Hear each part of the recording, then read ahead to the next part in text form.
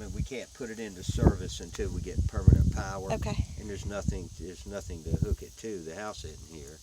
So the well is here, and it goes straight down in the ground right here. Okay. Now this is for chlorination. Once the house is in, everything's chlorinated now. The well's been chlorinated, the pump tank, everything here is clean and sanitary and chlorinated as good as it ever will be. It's great. Okay. This is for future chlorination. Once the house is built, just before you move in, I'll meet you out here and we'll go over everything again. Okay. But I put a little funnel on here. Mm-hmm. I'll show y'all how to do it the first time, Okay. and it's very simple. And then from then on, every 9 or 12 months, y'all can do it yourself. Okay. But we put a funnel on here, go in the house, cut everything on, Mm-hmm. and then you come out. It's good to have 2 people because this is a pretty big place. And so when everything's on in the house, you open this ball valve just a little bit. This cap is not glued on. Okay. So that chlorine is barely dropping down in the funnel. Okay. And it will just take 30 seconds to a minute, and you'll smell it in the house. Mm-hmm. And then you go over and cut on the spigot in the pasture or over here. You chlorinate all the pipes and cut it off and let it sit. Sure. And then you let the remaining amount of chlorine in here, you open it up when the pump cuts off and let it go right down in the well. So you do the house lines first, and then when the pump is off, you let a little bit go right down in the well to chlorinate the well. Okay. Very simple. So that's what that is. Okay. The raw water comes this way. Pressure gauge goes to the tank. This pipe right here comes down, and it comes over here, and there's a cap right here. This is for irrigation. Okay. It's coming right at the ground. And it's we'll run that to the barn or sprinkler system. There's a cap. Where did you say? It's capped right here. Okay. That pipe is under the ground, and you just need to dig it up. And I'll put a flag on it tomorrow. Okay. But it's obviously. And then so when we're on irrigation, we just like tie in right there, and okay. There's a cap on that, and it's not glued on either. Okay. Just take it off and run irrigation. Awesome. It comes through the water treatment system, and then down here to the house, and that one is capped right here. Okay. Very simple. This one's right off the well. Sure. This one's through the water treatment. It's capped right there. Okay. What is the tank for? Well, the tank just gives you storage.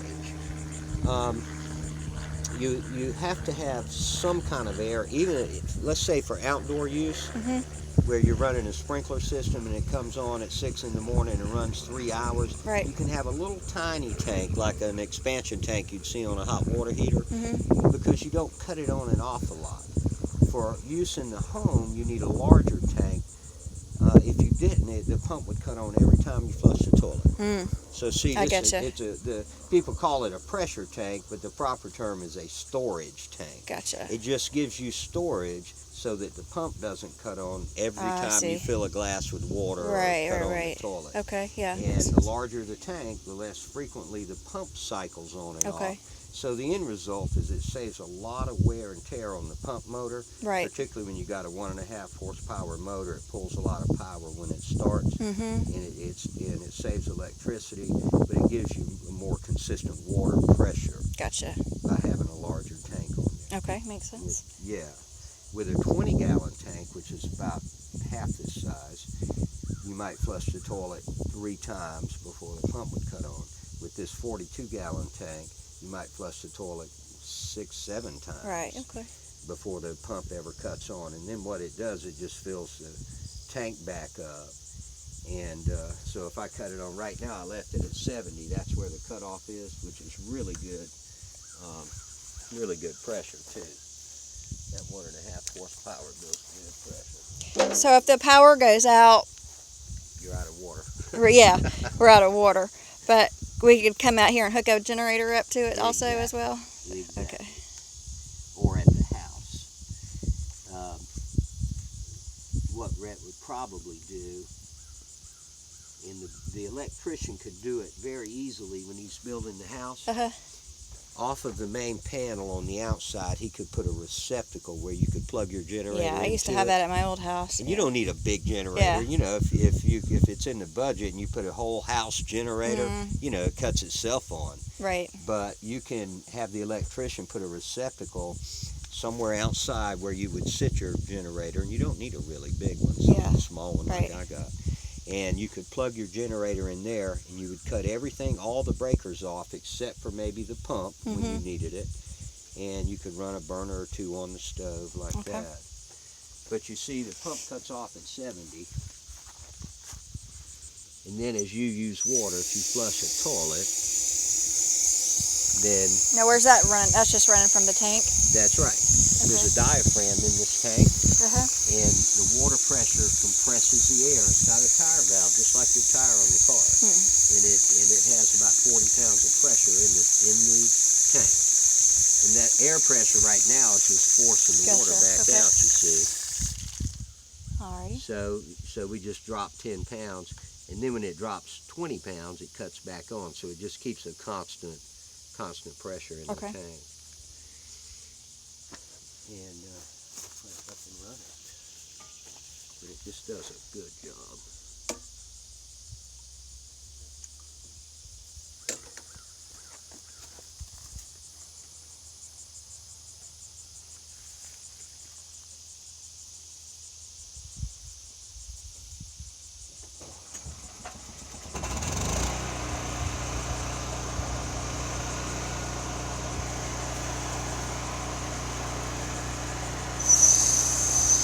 So the water treatment, we could discuss it all day, Yeah. but then we'll just have to do it.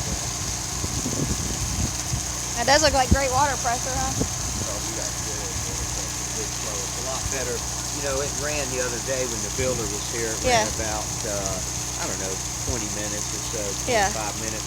And I could tell that it was starting to draw down a little bit. You've got its pumping level, or the gallons that are pumped from static when it first starts pumping. And then if you're filling the swimming pool, you can measure its drawdown level, how many gallons it pumps after 10 minutes or 30 minutes. And I can tell it's drawing down a little bit. Where does the water under the ground come from? Is it just always there? The entire watershed on the whole island. And there's not an open space like a spring down there like there might be in Florida. Except in a few areas. In Utahville and up in a few areas in Cross. When we drill down, we might get to 20 feet or so, and the rod will just drop. And there is an open spot there. There's nothing there, or it's just silt.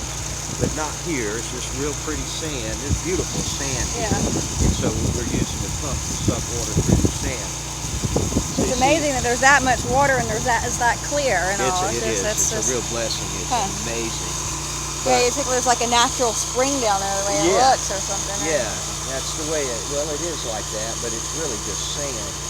But this one pumps so much water, as the pressure dropped from 70 down to 50 and it cut on, the gauge goes back up.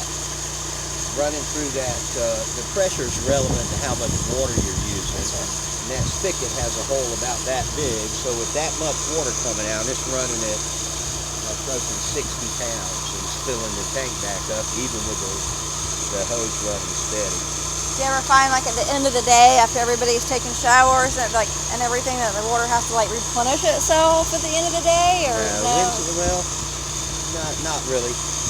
In some areas here on Plow Ground, I was telling you about, there's just not as much water. The only time you'd have an issue with flow is if you just didn't put in enough wells. Here we needed one, and we got plenty of water, and it's going to run like this for a month. Oh, really? Oh yeah, you're not going to draw this one down. You can fill a swimming pool, do everything you need to do. Even if we had a couple of 2 or 3 year dry period, there's a lot of water here. That's crazy. A lot of good water. That's but awesome. now some of the other ones I've got on Plow Ground, they just don't put out as much water. They may put out like that. Oh, wow. And so we've got to do 2 and 3, and I've got some with 4 well points to get less than this. But if you put in enough, it's good water. It's real good water. And a lot of folks who wouldn't do water treatment on that, you really need it because you can't taste the manganese. Right. And it'd be spotting glasses. Yeah. But it's that simple. The pressure switch cuts it on and off. So when we go to hook it up to a generator, you just basically plug it in What is I all? did here, That's it? I've got a 240 volt plug. Okay. How big of a generator do you need to run that? 5,000 watts. Okay. I think ours is 5,500. Right, so that should be exactly. okay. That's kind of common, 55 or 6,000. But your generator would run it fine. And then when it hits its cutoff pressure, it shuts off. Okay. Pretty simple. The water treatment system is fairly simple too. When we get power to it, Yeah. and I'll talk to the builder about the power when he brings it out here. He'll need 220 for the pump and 110 volt receptacle for Okay. the water treatment and the heater. Okay. But I'll explain to you how There's a it heater works. on there, so like when it freezes up. The so, heater Yeah. for the whole pump out. I'll explain to you how it works, and then I'll show you how to set the clock. You push set until it flashes. You set the hour, then you push set the minutes, push set again, and that's all you need. Okay. That's it. That's all we need to know. It's got a battery backup. It's got a battery backup, Okay. so these things will work wonderfully. And they just, the technology's caught up with them. 10 years ago, water treatment was terrible. It was a lot more expensive, another $1,000 for the best thing going, and they didn't work worth a darn. So where do all the bad minerals and stuff go? Do we have to clean that out every now and then? Or? No. It does it every night by itself. This model, this thing is buried down in the ground that deep. Oh. Standing on ground level, it's up here. Oh. It's head tall. And it's filled up to about here with a material that looks like gray sand. And it's a base material coated with manganese. And that's where they just came out with this particular one I'm using about a year ago. And that's where the technology is catching up with it. They keep just coming out with better and better media. There's a pipe that goes right down the middle of the bottle, and the raw water comes in, and it goes down through that 12-inch column of media, and that's pushing it tight, and that helps it to capture iron, heavy metals, manganese, hydrogen sulfide, a whole list of things. And then the treated water goes up that pipe in the middle into the house. Every night at 3 o'clock in the morning, I usually set it at 3, the valve automatically sends the water down that pipe in the middle and then up through that 12-inch column of media, and it loosens it up and it rinses out the drain. Right now I've got it running in the ditch. Okay? Yeah. Now maybe when they fill this ditch, he can leave a little swale or something running out. But this is the drain here, and you can see it right over there in the ditch. Does the media need to be replaced every few years or anything like that? No. No. How about Particularly if you chlorinate, Okay. at least It'll get once a everything. year, that chlorine, it sits in there overnight. That chlorine will help clean the media too. So you may never have to replace it. How about if electricity goes out? Do we have to reset that and all that stuff? That battery backup will hold the clock for up to an hour, and then by default it shuts off just so it doesn't kill the battery. Sure. So if the power flashes or if it goes off up to an hour, you don't ever have to do anything. All you have to, every once in a while you want to come out here and look at it and make sure the clock's right, particularly if the power goes off for more than an hour. Okay. And so that's... If the clock's not right, if we forget to do that, it would still do it. Instead, if it were off by an hour, instead of doing it at 3, it would do it at 4. Okay. You know, big deal. Sure. It really doesn't affect it at all. I had a lady call me this morning, and I put on one of these for her. I know it's been at least 2 years ago. I did Jacksonville Baptist Church, and she was a member there. I put one on there for them, and she's one of Ricky's friends. And she called me this morning. She said, you know, this thing is now going off. It used to be 3 in the morning, but now it's more like 3 in the afternoon. And I said, have you ever looked at it? And in 2 years, she's never looked at touched it. Right. So the total amount of time the power's been off is 12 hours. Right. And I 2 told years. her, go out and push the button, use one finger, Yeah. and push set until it flashes, and then set the clock. Can you hear it when it goes off or something? How did she know it was going off at 3 in the day? Yeah, if you were out here, you could hear You it. hear it, the pump runs? Or? Oh, you can hear the motor turning and I gotcha. the valve. Yeah. Yeah. Right now, the media's dry, and I've got the valve in bypass. I've got the water cut off to it to begin with. Okay. And then I've got this in bypass. If you had to work on it for any reason, it doesn't even require tools. You can cut it to bypass and unscrew it and take it off.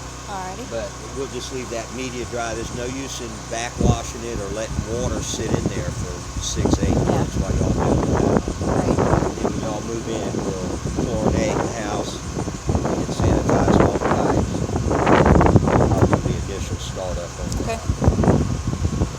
That's awesome. Yeah.